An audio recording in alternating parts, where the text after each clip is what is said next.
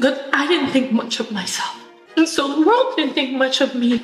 It seems that these days, no one can stand J-Lo. This is so shocking. It seemed like she was so loved before. Why is this? Her tour sales were absolutely awful. Her documentary was made fun of like crazy.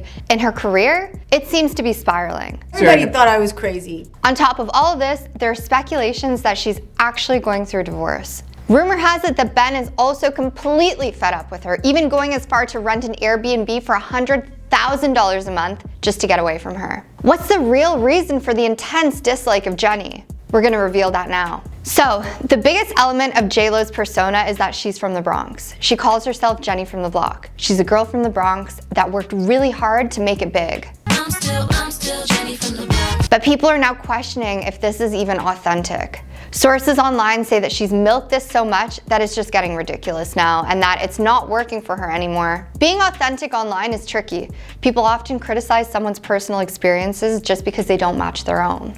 Overthinking everything can make us believe our experiences are the most important. And J-Lo likes to reflect a lot, but does that make her fake? Isn't everyone in the public eye a bit like that? Being genuine and sharing personal stories is part of being famous, but it's a tough balance. Fans can quickly turn on you if they find you too annoying, too visible, or too perfect, especially if you're a woman. You know, it was like a tough one for me. Men in Hollywood don't usually face this as much. People said in her documentary that she came off as highly fake, bringing up her Jenny from the block persona numerous times. But isn't it a defining part of her story? She's super successful, very rich, and incredibly powerful. J-Lo could easily spend $20 million of her own money to make a movie about her love life. She's committed to her story, even if it feels like we've heard it a lot.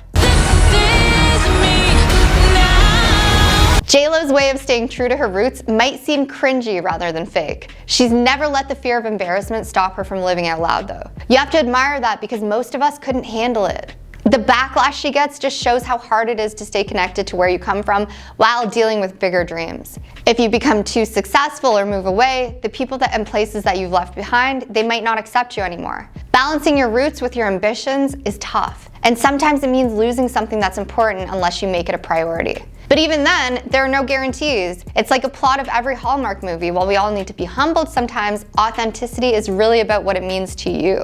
So apparently Ben was also really unhappy with private letters being shared. We're gonna get into that. Ben did not want their private love letters to be shared in her new documentary. He walked in the documentary to J-Lo sharing her love letters to a bunch of her musicians. He seemed taken aback and then later said, "I really find the beauty in poetry and the irony in the fact that it's the greatest love story never told. If you're making a record about it, kinda seems like you're telling it." He also said, "Things that are private, I always felt are sacred and special because, in part, they're private."